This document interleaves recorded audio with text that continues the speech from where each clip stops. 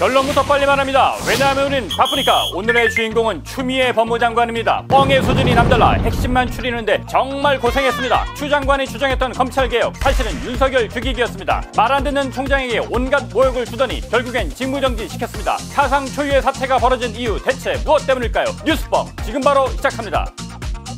시대적 소임인 검찰개혁을 완수하고 국민이 존중받는 편안한 나라, 인권과 민생 중심의 공정사회를 만드는 데 최선을 다하겠습니다. 검찰개혁하기 전까지는 정치적 욕망, 야망 갖지 않기로 제가 맹세를 하고 이 자리에 앉아 있는 겁니다. 그러면 장관직을 그만둔 다음에는 그렇게 할 수도 있다는 말씀이세요?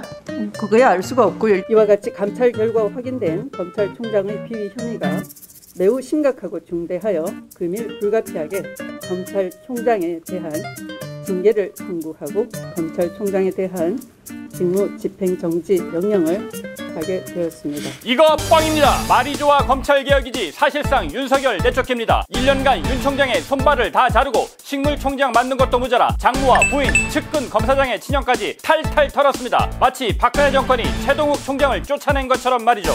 급기야는 감찰에 협조하지 않는다는 이유로 직무정지 시켰습니다. 심지어 대권 후보 1위가 된 것도 윤 총장이 묵인 방조했다며 책임을 묻습니다. 아마 오늘 이 순간부터는 그렇게 1위 후보로 등극하고 이런 국민적 의혹이 제기된다면 사퇴하고 정치를 해야 되지 않나 생각합니다. 상당히 심각합니다.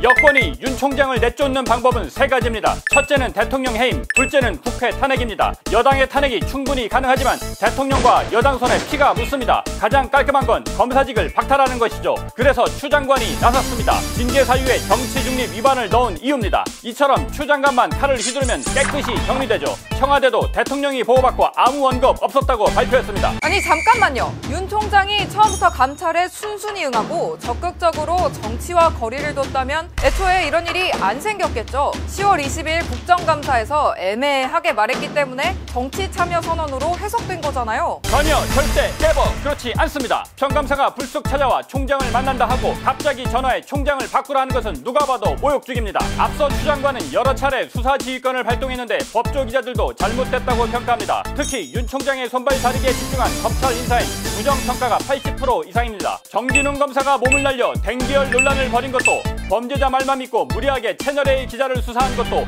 결국 윤석열 내쫓기가 목표였습니다. 1년 동안 치밀한 총장 흔들기가 결국엔 직무정지로 결론 맺었죠. 국감 때는 특활비 의혹이 집중 제기됐습니다. 검찰총장의 쌈짓돈으로 돼 있는 것이 거의 한 50억에 이르는 것 같아요.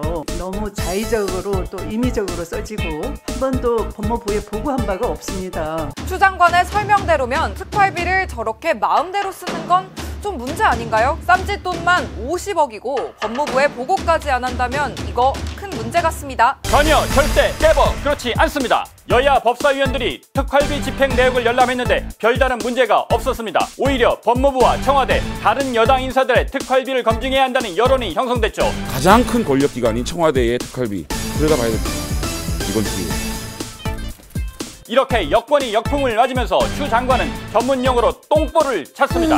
여권 입장에서 보면 과거에도 그는 여러 차례 똥볼을 찬 사례가 있습니다. 당대표였던 2018년에는 댓글 조작 의혹이 불거지자 수사를 의뢰했습니다. 그 결과 드루킹 사건이 수면 위로 드러났죠. 결과적으로 김경수 지사가 최근 2심에서 징역 2년을 선고받았습니다. 노무현 대통령의 탄핵 때도 앞장선 것은 유명한 일화입니다. 지난 6월 추 장관이 야당과의 설전 중에 이 같은 말을 했는데요. 맥락은 다르지만 지난 일을 자꾸 똥볼이라고 하니 이것도 모욕적일 수 있다고 생각합니다. 추 장관이 일부러 그랬습니까? 그리고 특활비 논란은 국민의힘이 더한 거 아닌가요? 박근혜 전 대통령은 국정원장 3명으로부터 특수공작 사업비, 특별사업비 35억 원을 받아 실형까지 받았습니다. 이런 전례가 있으니까 더욱 꼼꼼히 보자는 의도인 거잖아요.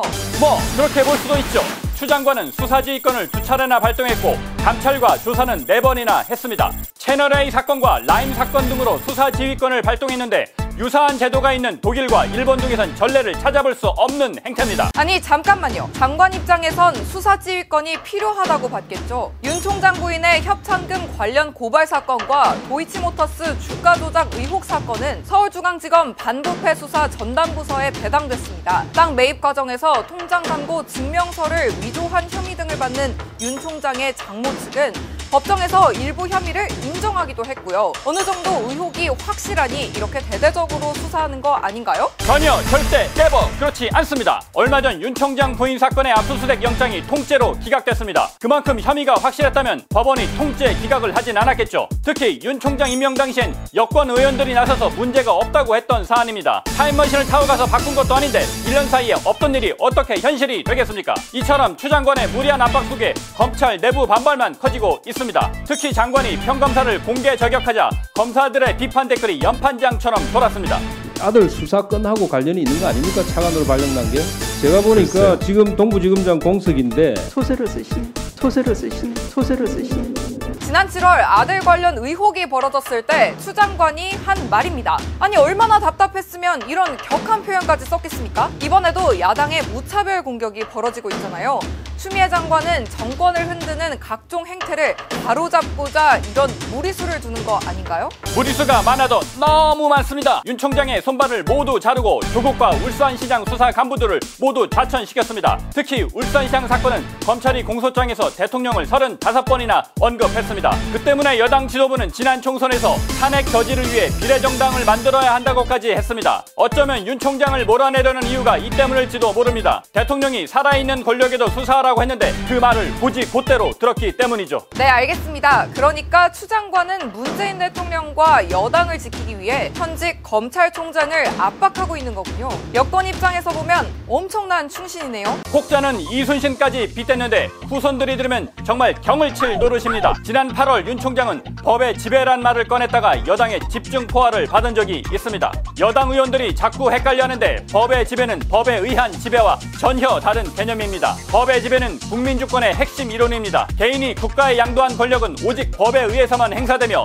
이에 반하는 권력은 심판돼야 합니다. 그것이 바로 법치주의죠. 아울러 권력의 폭주를 막으려면 입법과 행정, 사법이 견제와 균형을 이뤄야 합니다. 바로 삼권 분립입니다. 법치주의는 법으로 시민을 통제하는 것이 아니라 권력자가 오직 법에 의해서만 그 힘을 행사한다는 뜻입니다. 청와대가 정부, 국회, 법원까지 마음대로 하고 독립기관인 검찰과 감사원까지 길들이는 것은 민주주의에 어긋납니다. 정치학자인 후안 린츠는 가장 위험한 적은 자신이 민주주의를 구하거나 개선하기 위해 투쟁한다고 확신하는 사람이라고 했습니다. 움베르토 에코도 진리를 위해 죽을 수 있는 사람을 경계하라고 했죠.